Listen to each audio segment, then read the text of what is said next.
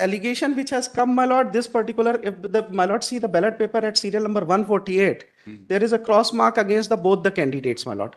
We have raised objection that this was, This was standard. my lord. ये No, but standard था. this otherwise ought to have been rejected, my lord. नहीं, ये तो standard है ना. हाँ, single cross है, लेकिन दोनों कैंडिडेट के सामने क्रॉस लगाना जो है, that would amount to rejection of that ballot paper. हमारा ये कहना था कि this is manipulation, my lord, which occurred during course of proceeding when the ballot paper were exhibited. Now second आप देखेंगे, सेकंड में शंकर गुप्ता के सामने 2 क्रॉस लगे हुए हैं. थर्ड देखेंगे 3 क्रॉस हैं. 3 क्रॉस लगे हुए हैं. फोर्थ देखेंगे दोनों कैंडिडेट्स के सामने क्रॉस लगे हुए हैं. इनवैलिड हो गया. इनवैलिड, लेकिन हमारा ये कहना है इस एस्पेक्ट को हुआ सर, इसमें एक थोड़ा सा डेवलपमेंट ये हुआ था कि ये situation, this situation was not prevailing at the time of original counting of votes. ये बाद में मैनिपुलेशन हुआ है. बाद में सर क्या हुआ, ये बैलेट पेपर्स लाए गए, दे वर ओपनड इन द कोर्ट. वो वहां पे अगर ये सिचुएशन होती तो वो जब काउंटिंग ऑफ वोट्स हुआ तो वहां पे ये चीज ऑब्जेक्शन में आता है, कुछ रिफ्लेक्ट होता. और वो वहां पे कोर्ट ने कुछ फाइंडिंग रिकॉर्ड किया, एडवर्स फाइंडिंग, तो that was the subject matter of challenge here in the high court under in 227 petition. That was discussed कि 227 मेरिट्स पे कंसीडरेशन नहीं हुआ था उसमें. ये होगा 227 का हम इंटरफेरेंस नहीं करें, बस विदाउट वो ऑर्डर भी हम आपके सामने दे देंगे विदाउट. अब वो जो है, ये अगर ओरिजिनल पोजीशन ये होती है तो रिजल्ट भी बहुत कुछ और होता. और प्लीडिंग्स पे भी नहीं है ये, प्लीडिंग्स पे भी नहीं है ये कि दोनों किसी बैलेट पेपर में दोनों कैंडिडेट के सामने मार्किंग थी, ये प्लीडिंग का पार्ट भी नहीं है. दैट इज द रीजन कि ट्रायल कोर्ट ने भी इस एस्पेक्ट जो इनके फेवर में मार्क थे रिटर्न का, तो उसको तो छोड़ दिया, बाकी को उन्होंने कंसीडर कर रहे हैं कि ये जो है ऐसा लगता है कि दे परचेज वोट्स है, दे वर मैनिपुलेटेड. और मल्टीपल मार्किंग को ही मैनिपुलेशन मांगा है, लेकिन मल्टीपल वोट्स को परचेज वोट माना है. परचेज वोट्स को कोई 2 वोट है ना इससे. हाँ, 2 वोट को परचेज वाला है, उनके सामने बोला मल्टीपल मार्किंग है, लेकिन 2 वोट, कौन से 2 वोट है? 2 वोट जो है उन्होंने ये कहा कि जो इसका सुशीला सिंह और हिमांशु तिवारी, दोनों वोटर है, ये दोनों वोटर है तिवारी इनको, और ये इसका इन्फरेंस इससे ड्रॉ किया कि बैलेट पेपर में मल्टीपल मार्किंग है. लेकिन बैलेट पेपर में मल्टीपल मार्किंग जो है वो, बैलेट बताइए कौन कौन से. ये बैलेट कोई आइडेंटिफाई नहीं हो सकता, सीक्रेट बैलेट है, किसी का बैलेट नंबर नहीं है, किसी का बैलेट नंबर, क्योंकि otherwise there is a violation of secrecy of vote. तो ये हम असर्टेन नहीं कर सकते. और मल्टीपल मार्किंग सिर्फ शंकर गुप्ता के नाम के सामने नहीं है, आपका बाकी इनके नाम के सामने भी मल्टीपल मार्किंग है. कितने बैलेट पड़े थे? 15 वोट थे, 15 पार्षद थे, इनडायरेक्ट इलेक्शन अध्यक्ष. आप अगर बैलेट पेपर 170 पेज नंबर 170 पे देखेंगे तो इलेक्शन पिटिशनर के बैलेट के सामने भी, नाम के सामने भी मल्टीपल मार्किंग है. 2. इसके आगे देखें 3. इसके आगे देखें 4. तो ट्रायल कोर्ट की जो फाइंडिंग है वो लास्ट में वो क्लियर फोटोकॉपी में नहीं हुआ है. मतलब 1 मिटा देगा, 2 मिटा देगा, 3 मिटा देगा, 4 कहां से मिटाएगा? 4 कहां से मिटाएगा? तो ट्रायल कोर्ट की ये फाइंडिंग कि मल्टीपल मार्किंग जो है ये प्रॉपर नहीं है, that does not seems to be और एलिगेशन इसी से फॉल्सिफाई हो जाता है कि इससे कोई आइडेंटिफिकेशन नहीं हो रहा कि कौन वोटर है.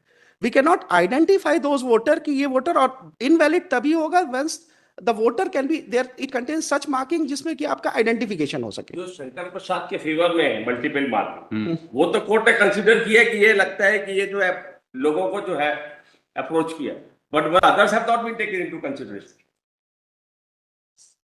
यही है ना ये ballot.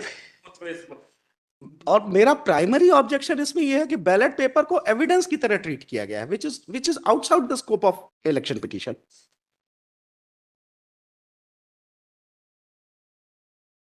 And there is a manipulation इसी एस्पेक्ट पे आता है कि जो 2 बैलेट पेपर्स पे मल्टीपल दोनों कैंडिडेट के सामने मार्किंग है, ये मार्किंग की कहीं प्लीडिंग भी नहीं है कि दोनों कैंडिडेट्स के सामने मार्किंग थी. तो बैलेट पेपर की सैंटिटी जो बची हुई है वो भी डाउटफुल है कोर्ट के सामने जो आई है, क्योंकि अदरवाइज 15 बैलेट पेपर्स में अगर दोनों के नाम के सामने मार्किंग होती तो ये ऑब्जेक्शन आपका काउंटिंग के वक्त आना चाहिए था.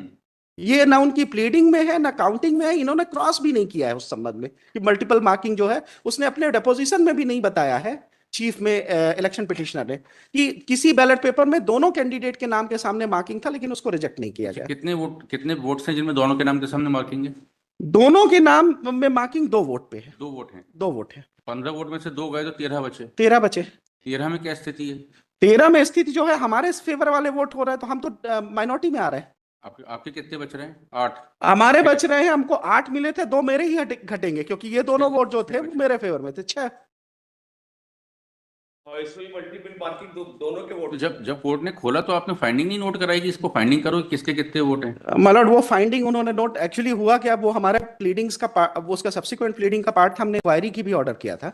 हुआ क्या कि जब मेन कैंडिडेट्स का क्रॉस हो गया, जब हमारे main council when the ballot paper envelope was opened, मलॉट so did you not request the court to record My the lord, finding? my lead counsel was not there, present there, my lord. It was open in very casual manner. We never anticipated that it will be opened in Such such a a record casual. is opened. Usually the court records its finding. My आज lord, खोला गया और ये देखा गया, my lords, जिससे कि आगे कभी कोई मैनिपुलेशन हो तो वो देखा जा सकता। वो उन्होंने रिकॉर्ड ही नहीं किया। My lords can see इसका बैलेट पेपर खोलने का जो एविडेंस है P2 में है। ये गवाही के दौरान कैजुअली खोल लिया गया। ये स्टेट की प्रोसीडिंग है। ये प्रोसीडिंग्स जो है आपका, ये P2 में देख ले। डेट बताइए। डेट है ये P2 ये गवाही के दौरान है, इसमें डेट बताइए कहाँ पर है? ये 12/8/2024 की प्रोसीडिंग है। P2 में डेपोजिशन के बीच में ये खोला गया है।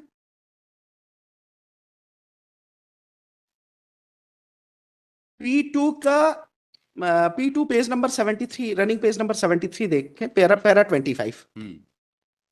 मेन क्रॉस हो गया है, मेन क्रॉस हमारे कैंडिडेट हमारे तरफ से भी क्रॉस हो गया है। अब ये क्रॉस चला रिस्पॉन्डेंट नंबर 3, 5, 6, 7, 10, 12 और 13, जो कि ये देखिए कोर्ट की ऑर्डर शीट है जी। सीलबंद लिफाफे को खोलकर उसमें निकले प्रपत्र को प्रदर्श करने के उपरांत लिफाफा पुनः सीलबंद किया गया। तो फिर ये सीलबंद कब खुला? ये सीलबंद दोबारा खुला आपका जब वो कॉपिंग के लिए गया, कॉपिंग के लिए अनअटेंडेड पोजीशन में गया है। ये कॉपिंग 2-3 डेट बाद गया, हमने अप्लाई किया, जब उसको ब्रदर्स के रूप में एग्जिबिट कर दिया गया, to be on safer side we have applied for certified copy, और उन्होंने सील खोल के कॉपिंग के लिए भेज दिया अनअटेंडेड उसको। इसका पैरा 25 डिपोजिशन का 25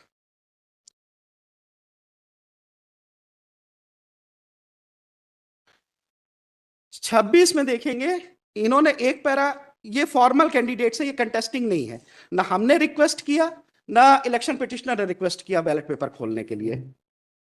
जो नॉन कंटेस्टिंग कैंडिडेट है उन्होंने वो क्या फॉर्मल कैंडिडेट है, उन्होंने क्रॉस के दौरान कहा है कि नोट लगा है इस स्तर पर अनावेदक क्रमांक 3, 5, 6, 7, 10, 12 एवं 13 की ओर से अशोक पांडे अधिवक्ता ने निवेदन किया मत पत्र को खोला जाए। न्यायालय द्वारा दिनांक 12/7/2024 को मुख्य नगर पालिका अधिकारी मझौली श्री अमित कुमार द्वारा एक सीलबंद लिफाफे प्रस्तुत किए गए, जिनमें नाम निर्देशन फॉर्म निराक्षर होने पर साथी की मांग, मतदाता सूची, मदद प्रदायक सो एंड सो का विवरण सीलबंद लिफाफा वीडियोग्राफी सहित प्रस्तुत किया। सीलबंद लिफाफे को उभय पक्षों के समक्ष खोलकर देखा गया, जिनमें 3 बंडल में लाल कलर में रबड़ लगे, 1 बंडल में कलर की रबड़ लगी हुई, हमें हरे कलर में रबड़ लगी बंडल का लिफाफा खोला गया, जिस पर आपने सर्टिफाइड कॉपी के लिए अप्लाई कब किया? हमने सर्टिफाइड कॉपी के लिए जो अप्लाई किया है, वहां भी रेज हुआ है कि विचारण के दौरान छेड़खानी हो गई है। बालॉट हमने ये एप्लीकेशन पेश किया है, and that was a ground के साथ प्लीडिंग, अगर ये पोजीशन ओरिजिनल होती तो ये आपका प्लीडिंग में